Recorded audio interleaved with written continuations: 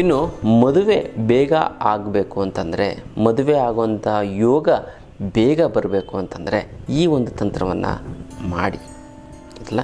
ಹೇಗೆ ಯಾವ ರೀತಿಯ ತಂತ್ರ ಮಾಡೋದು ಅಂತ ನೋಡಿ. ಅರಿಶಿಣ ಅಂದರೆ ಗುರು. ಯಾವುದೇ ಕೆಲಸ ಮಾಡಬೇಕಾದ್ರೂ ಗುರುಬಲ ತುಂಬ ಅವಶ್ಯಕತೆ.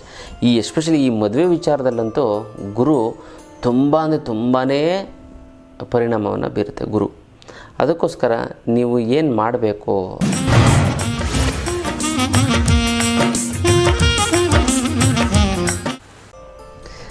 ಜೈ ಭಗವಾನ್. ಎಲ್ಲರಿಗೂ ನಮಸ್ಕಾರ. ಮಹಾದೇವಿ ಚತುಷ್ಪತ್ನಿ ಜಿಮಹಿ ತನ್ನ ಐಶ್ವರ್ಯಲಕ್ಷ್ಮಿ ಪ್ರಚೋದೆಲ್ಲ ನಮಸ್ಕಾರ. ಇವತ್ತಿನ ವಿಶೇಷ ಸಂಚಿಕೆಯಲ್ಲಿ ಅನೇಕ ವಿಚಾರಗಳನ್ನು ನಾವು ತಿಳ್ಕೊಳ್ಳೋಣ. ಮೊದಲನೇದಾಗಿ ಮುದ್ರೆಗಳು. ಯಾವೊಂದು ಮುದ್ರೆ ಮಾಡಿದ್ರೆ ಏನು ಅನುಕೂಲ ಆಗುತ್ತೆ ಅಂತ ನೋಡಿದ್ರೆ, ಲಿವರ್ ಸಮಸ್ಯೆ ನಿವಾರಣೆ ಆಗಬೇಕು ಅಂತಂದರೆ ಏನಿಲ್ಲ, ಈ ಒಂದು ಅಪಾನ ಮುದ್ರೆನ ಮಾಡಿ. ಗೊತ್ತಲ್ಲ, ಖಂಡಿತವಾಗ್ಲೂ ಕೂಡ ಈ ಲಿವರ್ಗೆ ಸಂಬಂಧಪಟ್ಟಂತಹ ಸಮಸ್ಯೆಗಳು ನಿವಾರಣೆ ಆಗುತ್ತೆ. ಯಾವುದು ಅಂತಾರೆ, ಹೆಬ್ಬೆರಳು ಪ್ಲಸ್ ಮಧ್ಯದ ಬೆರಳು ಪ್ಲಸ್ ಉಂಗುರ, ತೋರ್ಬೆರಳು ಮತ್ತು ಕಿರುಬೆರಳನ್ನು ನೇರವಾಗಿರುವಂತೆ ಎಚ್ಚರ ವಹಿಸಬೇಕು. ನಾವು ಮಾಡ್ತು ಅಂತಂದರೆ ಲಿವರಿನ ಸಮಸ್ಯೆ ಸಂಪೂರ್ಣವಾಗಿ ನಿವಾರಣೆ ಆಗೋದ್ರಲ್ಲಿ ಎರಡು ಮಾತಿಲ್ಲ. ಇದು ಮಾಡ್ಕೊಳ್ಳಿ, ತುಂಬ ಚೆನ್ನಾಗಿ ತುಂಬ ಒಳ್ಳೆಯದಾಗ್ತಾ ಬರುತ್ತೆ. ಇದು ವಿಶೇಷವಂತಂದು ಮುದ್ರೆಯ ವಿಚಾರ. ಇನ್ನು ಬಡವರು ಯಾವುದೇ ಕಾರಣಕ್ಕೂ ಶ್ರೀಮಂತರಾಗೋದಿಲ್ಲ. ಯಾಕೆ ಬಡವರು ಯಾವುದೇ ಕಾರಣಕ್ಕೂ ಶ್ರೀಮಂತರಾಗೋದಿಲ್ಲ? ಕಾರಣ ಬಡವರು ಅದಕ್ಕೆ ಹೇಳ್ತಾರೆ, ಬಡವರು ಬಡಸ್ತನದ ರೀತಿಯಲ್ಲಿ, ಬಡವರಿದ್ದ ರೀತಿಯಲ್ಲೇ ಯೋಚನೆ ಮಾಡ್ತಾ ಇರ್ತಾರೆ. ನೀವು ಹಳ್ಳಿಗಳ ಕಡೆ ನೋಡಿ, ಈಗ ಹಳ್ಳಿಗಳ ಕಡೆ ಬಹುತೇಕ ಕುಗ್ರಾಮಗಳು ನೋಡಿದ್ರೆ ಅವ್ರು ಹಂಚು ಮನೆ, ದುಡ್ಡಿರುತ್ತೆ ಹಂಚು ಮನೆಗೆ, ಇವರು ಹಂಚು ಮನೆ, ಎಲ್ಲ ಹಂಚು ಮನೆ ಸುಮಾರು. ಈಗ ಅವ್ರು ಮೋಲ್ಡ್ಗೆ ಹಾಕ್ತಾಯಿದ್ದಾರೆ, ಇಲ್ಲ ಅಂತ ಹೇಳ್ತಾರೆ. ಕೆಲವೊಂದರ ಕಡೆ ನೋಡಿ ಎಲ್ಲ ಹಂಚು ಮನೆ, ಹೊಸ ಮನೆ ಕಟ್ಕೊಡು ಗುರುಪೇಶ ನೋಡಿ ಮೋಲ್ಡೇ ಇಲ್ಲ, ಬರೀ ಹಂಚಿನ ಮನೆ.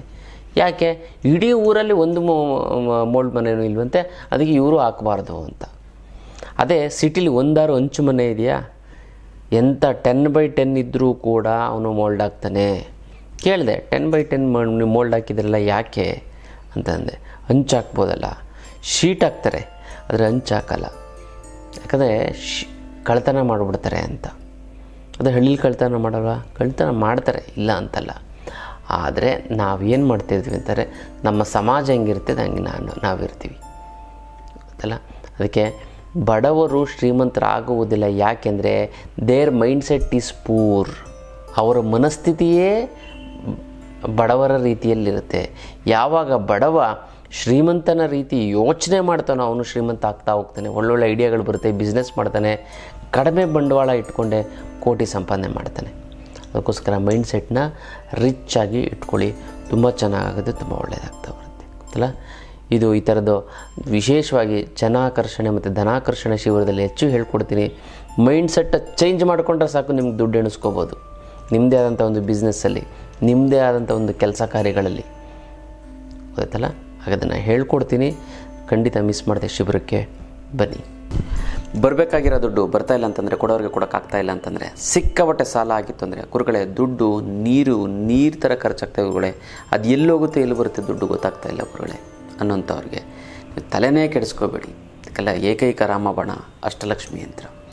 ಇನ್ನು ಭಾಳ ಜನ ಗುರುಗಳು ಊಟ ತಿನ್ನೋಕ್ಕೆ ಮತ್ತು ಊಟ ತಿಂಡಿ ಬಟ್ಟೆಗೆ ಏನು ತೊಂದರೆ ಇಲ್ಲ. ಆದರೆ ನಾವು ಎಷ್ಟೇ ಕಷ್ಟಪಟ್ಟು ಒಂದು ಸೈಟ್ ತೊಗೊಳಕ್ಕಾಗ್ತಾಯಿಲ್ಲ, ಮನೆ ಕಟ್ಟೋಕ್ಕಾಗ್ತಾಯಿಲ್ಲ, ಮಕ್ಕಳು ಎಜುಕೇಷನ್ MBA ಅದು ಇದು ಮಾಡಬೇಕು ಅಂತ 7-8 ಲಕ್ಷ ಖರ್ಚಾಗುತ್ತೆ. ಅದಿಲ್ಲ ಗುರುಗಳೇ. ಆಸ್ತಿ ಪಾಸ್ತಿ ಅಂತ ನಾವು ಏನೂ ಮಾಡೋಕ್ಕಾಗ್ತಾಯಿಲ್ಲ ಮಕ್ಕಳಿಗೆ ಅಂತ. ನಮ್ಮ ಫ್ರೆಂಡ್ಸು ರಿಲೇಟಿವ್ಸ್ ಎಲ್ಲ ಕಾರ್ಗಿರ್ ತೊಗೊಂಡು ಒಡವೆಗಳೆಲ್ಲ ಮಾಡಿಸ್ಕೊಂಡು ತುಂಬ ಚೆನ್ನಾಗಿ ಜುಮ್ ಅಂತ ಇದ್ದಾರೆ. ನಾವು ಕೆಳಗೆ ಚಿಕ್ಕ ವಯಸ್ಸಲ್ಲಿದ್ದಾಗ ಅವ್ರು ಬುದ್ಧಿ ಹೇಳಿದೆ, ಈ ಜೀವನದಲ್ಲಿ ಮುಂದೆ ಬಂದರು ಅಂತ. ಈಗ ಅವರೆಲ್ಲ ಚೆನ್ನಾಗಾಗ್ಬಿಟ್ಟಿದೆ, ನಾವಿನ್ನೂ ಹಂಗೆ ಇದ್ದೀವಿ ಗುರುಗಳೇ. ಏನು ಮಾಡೋಂಥದ್ದು ಗೊತ್ತಾಗ್ತಾಯಿಲ್ಲ ಗುರುಗಳೇ ಅಂತಂದರೆ, ಅದಕ್ಕೂ ಕೂಡ ನೀವು ತಲೆ ಕೆಡಿಸ್ಕೋಬೇಡಿ. ಎಂಥ ಸಮಸ್ಯೆ, ಹಣಕಾಸಿನ ಸಮಸ್ಯೆ ತಿರೋಗ್ಬಿಡುತ್ತೆ. 6 ತಿಂಗಳಲ್ಲಿ ನಿಮ್ಗೆ ಎಂಥ ಸಾಲ ಇದ್ರೂ ತಿರೋಗ್ಬಿಡುತ್ತೆ ಗೊತ್ತಲ್ಲ. ಅದಕ್ಕೆಲ್ಲ ಏಕೈಕ ರಾಮಬಾಣ ಅಂದರೆ ಅಷ್ಟಲಕ್ಷ್ಮಿ ಯಂತ್ರ. ಈ ಅಷ್ಟಲಕ್ಷ್ಮಿ ಯಂತ್ರವನ್ನು ಮನೆಯಲ್ಲಿಟ್ಟು ಪ್ರತಿಷ್ಠಾಪನೆ ಮಾಡಿ, ಇದಕ್ಕೆ ಮುಟ್ಟು ಕಟ್ಟು ಚಟ್ಟು ಮಡಿ ಮೇಲಿಗೆ ಸೂತ್ಕ ಗೀತ್ಕ ವೆಜ್ಜು ನಾನ್ ವೆಜ್ಜು ಜಾತಿ ಗೀತಿ ದಿಕ್ಕು ಇಕ್ಕು ಮನೆ ದೇವರು ಆ ಥರದ್ದು ಏನೂ ಇಲ್ಲ. ಇಟ್ಟರೆ ಸಹ ಕೆಲಸ ಆಗುತ್ತೆ. ದೇವ್ರ ಮೇಲಾದ್ರೂ ಇಡ್ಬೋದು, ಬೀರಿನಲ್ಲಾದರೂ ಕೂಡ ಇಡ್ಬೋದು. 100% ರಿಸಲ್ಟ್ ಸಿಗುತ್ತೆ. ಇದನ್ನು ನೇರವಾಗಿ ಖುದ್ದು ನನ್ನ ಭೇಟಿಯಾಗಿ ತೆಗೆದುಕೊಂಡು ಹೋಗಿ ಗೊತ್ತಲ್ಲ. ನಾವು ಕೊರಿಯಲ್ಲಿ ಕಳಿಸೋದಕ್ಕಾಗೋದಿಲ್ಲ. ಯಾಕಂದರೆ ನಿಮ್ಮ ಕಡೆಯವ್ರನ್ನಾರ ಕಳಿಸಿ, ಒಂದು ಕೈ ಬದಲಾವಣೆ ಆಗುತ್ತೆ. ಕೊರಿಯಲ್ಲಿ ಕಳಿಸೋದು 10 ಕೈ ಬದಲಾವಣೆಯಾಗಿ ಪವರ್ ಕಡಿಮೆ ಆಗ್ತಾ ಬರುತ್ತೆ ಗೊತ್ತಲ್ಲ. ನೀವು ಭಾಳಷ್ಟು ಜನ ತೊಗೋಬೇಕು ಅಂತಾರೆ, ತೊಗೊಳಕ್ಕಾಗ್ತಾರಲ್ಲ. ಅವ್ರೇನು ಮಾಡಿ ಅಂತಾರೆ, ಮನೇಲಿ ಕೂತ್ಕೊಂಡು ಪ್ರತಿನಿತ್ಯ 10 ಬಾರಿ ಸಂಕಲ್ಪ ಮಾಡಿ. ಅದು ಹೆಂಗೋ ನಿಮ್ಮ ಮನೇಲಿ ಇರುತ್ತೆ ಆ ಒಂದು ಅಷ್ಟಲಕ್ಷ್ಮಿ ಯಂತ್ರ ಗೊತ್ತಲ್ಲ. ಎಲ್ರಿಗೂ ಕೂಡ ಇದು ಸಿಗೋದಿಲ್ಲ. ಕೇವಲ ಅದೃಷ್ಟಶಾಲಿಗಳಿಗೆ 100% ರಿಸಲ್ಟು ಸಿಕ್ಕೇ ಸಿಗುತ್ತೆ. ಸಂಕಲ್ಪ ಮಾಡಿ, ನಿಮ್ಮ ಮನೆಗೆ ಅದು ಯಾವುದೋ ರೀತಿಯಲ್ಲಿ ಬಂದು ತಲುಪುತ್ತೆ. ಇದು ಅಷ್ಟಲಕ್ಷ್ಮಿ ಯಂತ್ರದ ವಿಚಾರ. ಇನ್ನು ಮದುವೆ ಬೇಗ ಆಗಬೇಕು ಅಂತಂದರೆ, ಮದುವೆ ಆಗುವಂಥ ಯೋಗ ಬೇಗ ಬರಬೇಕು ಅಂತಂದರೆ ಈ ಒಂದು ತಂತ್ರವನ್ನು ಮಾಡಿ ಅಲ್ಲ. ಹೇಗೆ, ಯಾವ ರೀತಿಯ ತಂತ್ರ ಮಾಡೋದು ಅಂತ ನೋಡಿ. ಅರಿಶಿಣ ಅಂದರೆ ಗುರು. ಯಾವುದೇ ಕೆಲಸ ಮಾಡಬೇಕಾದ್ರೂ ಗುರುಬಲ ತುಂಬ ಅವಶ್ಯಕತೆ. ಎಸ್ಪೆಷಲಿ ಈ ಮದುವೆ ವಿಚಾರದಲ್ಲಂತೂ ಗುರು ತುಂಬಾ ಪರಿಣಾಮವನ್ನು ಬೀರುತ್ತೆ ಗುರು. ಅದಕ್ಕೋಸ್ಕರ ನೀವು ಏನು ಮಾಡಬೇಕು ಅಂತಂದರೆ, ನೀವು ಒಂದು ಹಳದಿ ಬಟ್ಟೆಯಲ್ಲಿ, ಹಳದಿ ಬಟ್ಟೆ ತೊಗೊಳ್ಳಿ. ಆ ಹಳದಿ ಬಟ್ಟೆಯಲ್ಲಿ 3 ಅರಿಶಿಣದ ಕೊಂಬನ್ನು, ಬ್ಲೌಸ್ ಪೀಸ್ ಎಲ್ಲ ಬರುತ್ತಲ್ಲ ಅದು ಹಳದಿ ಬಟ್ಟೆ, 3 ಅರಿಶಿಣದ ಕೊಂಬನ್ನು ತೆಗೆದುಕೊಂಡು ಕಟ್ಟಿ ನಿಮ್ಮ ಹೆಸರನ್ನು ಬರೆದು ನೀವೇನು ಮಾಡಬೇಕು ಅಂದರೆ ದಿಂಬಿನ ಕೆಳಗಡೆ ಹಿಡಿ ಅದಲ್ಲ. ಈ ದಿಂಬಿನ ಕೆಳಗಡೆ ಇಡ್ತು ಅಂತಂದರೆ ಇನ್ನು ಯಾವ ದಿನ ನೀವು ಹುಟ್ಟಿದ ದಿನಾಂಕದ ದಿನ ಇಡಿ. ಯಾವುದು ಅಂದರೆ ದಿನಾಂಕ ಇಡಿ, ಅಥವಾ ಸೋಮವಾರ ಅಂದರೆ ಸೋಮವಾರ, ಬುಧವಾರ ಅಂದರೆ ಬುಧವಾರ, ಶನಿವಾರ ಅಂದರೆ ಶನಿವಾರ ದಿನ ಇಡಿ. ಎಷ್ಟು ದಿನ ಇರಬೇಕು? 48 ಡೇಸ್ ಇಡಬೇಕು. 48 ಡೇಸಲ್ಲಿ ನಿಮಗೆ ಮದುವೆ ಆಗೋಂಥ ಯೋಗ ಬರಲಿಲ್ಲ ಅಂತಂದರೆ ಕೇಳಿ, ಪ್ರತಿದಿನ ದಿಂಬು ಕೆಳಗಡೆ ಇಡಿ, ಅದನ್ನ ಇಟ್ಕೊಳ್ಳಿ. ಸಂಕಲ್ಪ ಮಾಡಿ, ನಂಗೆ ಮದುವೆ ಆಗಲೇಬೇಕು, ಒಳ್ಳೆ ಹುಡುಗ ಸಿಗ್ತಾ ಇದ್ದಾನೆ ಅಥವಾ ಒಳ್ಳೆ ಹುಡುಗಿ ಸಿಗ್ತಾ ಇದ್ದಾಳೆ, ನಾನು ಹುಡುಕ್ತಾ ಇದ್ದೀನಿ, ನಾನು ಒಪ್ಕೋತಾ ಇದ್ದಾಳೆ, ನಾನು ಬೇಗ ಮದುವೆ ಸೆಟ್ ಆಗಿದೆ ಅಂತ ನೀವು ಸಂಕಲ್ಪ ಮಾಡ್ತಾ ಇರಬೇಕು. ಮತ್ತು ದಿಂಬು ಕೆಳಗಡೆ ಇಡಬೇಕು, ಮಲ್ಕೋಬೇಕು. ಮತ್ತು ಸಂಕಲ್ಪ ಮಾಡಬೇಕು, ದಿಂಬು ಕೆಳಗಡೆ ಇಡಬೇಕು, ಮಲ್ಕೋಬೇಕು. ಮತ್ತು ಸಂಕಲ್ಪ ಮಾಡಬೇಕು, ದಿಂಬು ಕೆಳಗಡೆ ಮಲ್ಕೋಬೇಕು. ಈ ಥರ ಮಾಡ್ತು ಅಂತಂದರೆ 100 ಅಲ್ಲ 200% ಹೇಳ್ತೀನಿ, 48 ಡೇಸ್ 48 ದಿನದ ಒಳಗಡೆ ನಿಮಗೆ ಮದುವೆ ಆಗಿಬಿಡುತ್ತೆ ಗೊತ್ತಲ್ಲ. ನಾವು ಮಾಡ್ಕೊಳ್ಳಿ, ತುಂಬ ಚೆನ್ನಾಗಾಗುತ್ತೆ, ತುಂಬ ಒಳ್ಳೆಯದಾಗ್ತಾ ಬರುತ್ತೆ. ಯಾರ್ಯಾರಿಗೆ ಬೇಗ ಮದುವೆ ಆಗಬೇಕು ಅವರು ತಮ್ಮ ಹೆಸರನ್ನು ಬರೆದು ಓಂ ಮಂಗಳಗೌರಿಯೇ ನಮಃ ಅಂತ ಬರೆದು ಕಮೆಂಟ್ ಮಾಡಿ ನನ್ನ ಕಳಿಸಿ. ಅದನ್ನು ನಾನು ಸಂಕಲ್ಪವನ್ನು ಮಾಡ್ತೀನಿ, ಅದನ್ನ ಇಟ್ಕೊಳ್ಳಿ. ತುಂಬ ಚೆನ್ನಾಗಾಗುತ್ತೆ, ತುಂಬ ಒಳ್ಳೆಯದಾಗ್ತಾ ಬರುತ್ತೆ. ಇದು ವಿಶೇಷವಂತ ಒಂದು ತಂತ್ರದ ವಿಚಾರ. ಇನ್ನು ಹಣಕಾಸಿನ ಸಮಸ್ಯೆಗೇನೋ ನೀವು ಅಷ್ಟಲಕ್ಷ್ಮಿ ಅಂತ ತೆಗೆದುಕೊಂಡು ಬಗೆಹರಿಸ್ಕೊಬಿಡ್ತೀರ. ಜೀವನದ ಸಮಸ್ಯೆಗೆ ಯಂತ್ರ, ಮಂತ್ರ, ತಂತ್ರ ಶಿಬಿರ. ಈ ಶಿಬಿರ ಅದ್ಭುತವಾದಂಥ ಒಂದು ಶಿಬಿರ. ಎಲ್ಲ ಜ್ಞಾನವನ್ನು ನೀವು ತಿಳ್ಕೋಬೋದು. ನಿಮ್ಮ ಕರ್ಮಗಳನ್ನು ನೀವೇ ಕಳ್ಕೋಬೋದು. ಕರ್ಮಗಳಿಂದ ನಿಮ್ಮ ಸಮಸ್ಯೆಗಳನ್ನು ಅನುಭವಿಸ್ತಾ ಇದ್ದೀರಾ, ಕರ್ಮಗಳಿಂದ ನಿಮಗೆ ತೊಂದರೆ ಆಗ್ತಾ ಇದೆ ಗೊತ್ತಲ್ಲ.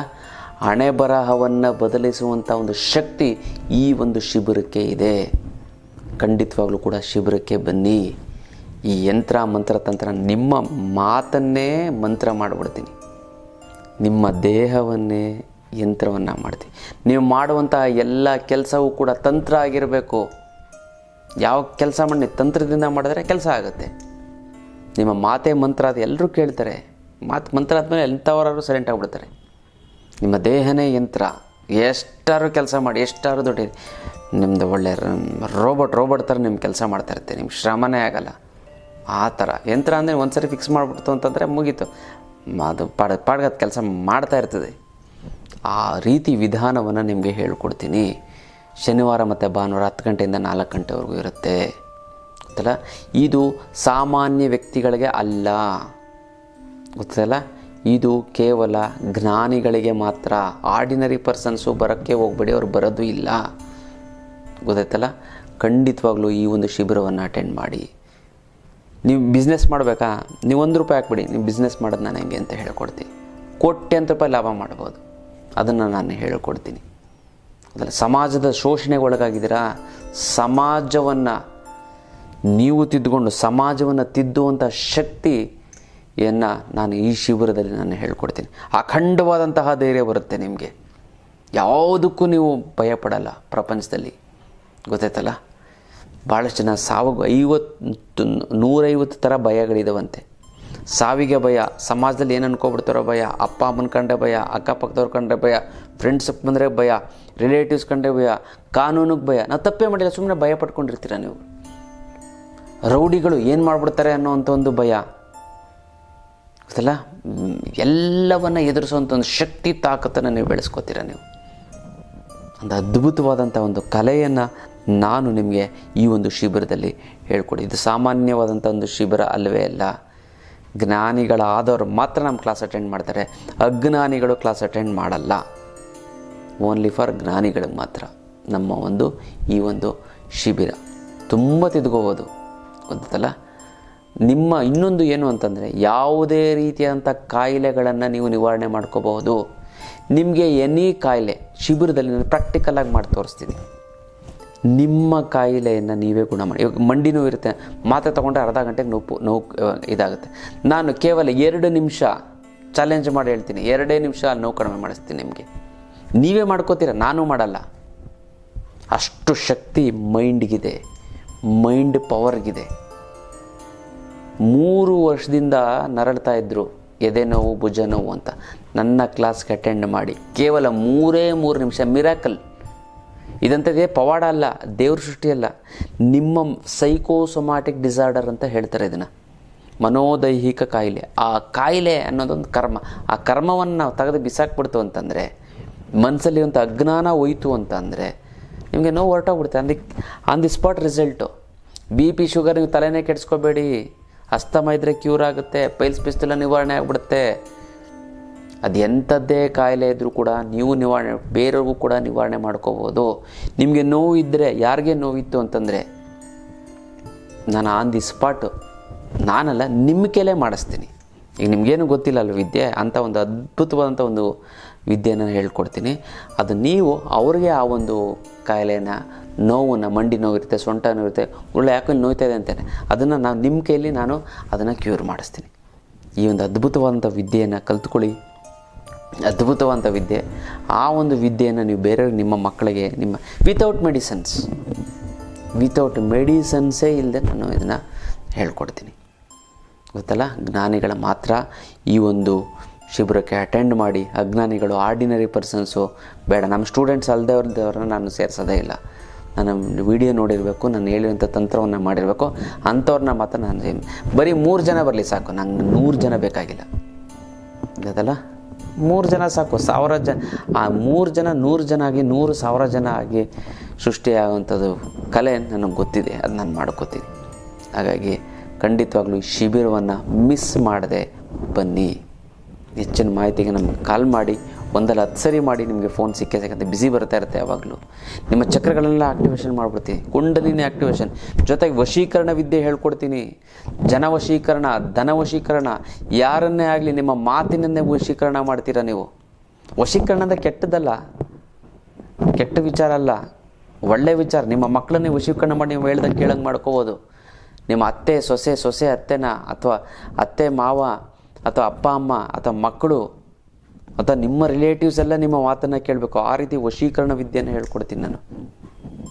ವಶೀಕರಣ ಅಂತಂದರೆ ಮಾಟ ಮಂತ್ರ ಮದ್ದು, ಸ್ತ್ರೀ ಪುರುಷ ವಶೀಕರಣವೇ ಅಲ್ಲ, ಅದಲ್ಲದೆ ಬೇರೆ 1000 ಇದ್ದಾವೆ. ಕಸ್ಟಮರ್ ಒಂದು ವ್ಯಾಪಾರ ಆಗಬೇಕು, ವಶೀಕರಣ ಮಾಡಬೇಕು. ನೀವು ಬರ್ತಾರೆ, ಬಂದು ನೀವೆಲ್ಲ ನಿಮ್ಮ ಸೇಲ್ ಆಗುತ್ತೆ, ನಿಮ್ಮದು ತೊಗೊಂಡೋಗ್ಲಿ ಬಿಡಿ.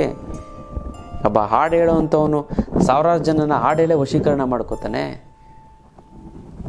ಡ್ಯಾನ್ಸ್ ಮಾಡಿ ವಶೀಕರಣ ಮಾಡ್ಕೋತಾರೆ, ಮಾತಾಡಿ ವಶೀಕರಣ ಮಾಡ್ತಾರೆ. ಕಾಮಿಡಿ ಡೈಲಾಗ್ ಪಂಚ್ಗಳನ್ನು ಹೇಳಿ, ಡೈಲಾಗ್ಗಳನ್ನು ಹೇಳಿ ವಶೀಕರಣ ಮಾಡಿ. ಅಂಥ ಒಂದು ಅದ್ಭುತವಾದಂಥ ವಶೀಕರಣ ವಿದ್ಯೆ ನೀವು ಯಾವುದೇ ನಿಮ್ಮದೇ ಆದಂಥ ಫೀಲ್ಡಲ್ಲಿ ನೀವು ಸಾಧನೆ ಮಾಡಬಹುದು. ಅಂಥ ಒಂದು ಅದ್ಭುತವಾದಂಥ ವಶೀಕರಣ ವಿದ್ಯೆನ ನಾನು ನಿಮಗೆ ತಿಳಿಸ್ಕೊಡ್ತೀನಿ. ಈ ಒಂದು ಶಿಬಿರಕ್ಕೆ ಬನ್ನಿ, ಮಿಸ್ ಮಾಡದೆ ಬನ್ನಿ. ಗೊತ್ತಲ್ಲ, ಅದ್ಭುತವಾದಂಥ ಒಂದು ವಿಚಾರ. ಗೊತ್ತಲ್ಲ, ಜ್ಞಾನಿಗಳಿಗೆ ಮಾತ್ರ, ಕಡಿಮೆ ಜನಗಳಿಗೆ ನಾನು ಇದನ್ನು ಹೇಳ್ಕೊಡ್ತಾ ಇದ್ದೀನಿ. ಗೊತ್ತಲ್ಲ, ಹಾಗಾಗಿ ಆದಷ್ಟು ಬೇಗ ನೀವು ಫೋನ್ ಮಾಡಿ ರಿಜಿಸ್ಟ್ರು ಮಾಡ್ಕೊಳ್ಳಿ, ಮಿಸ್ ಮಾಡಬೇಡಿ, ಬನ್ನಿ.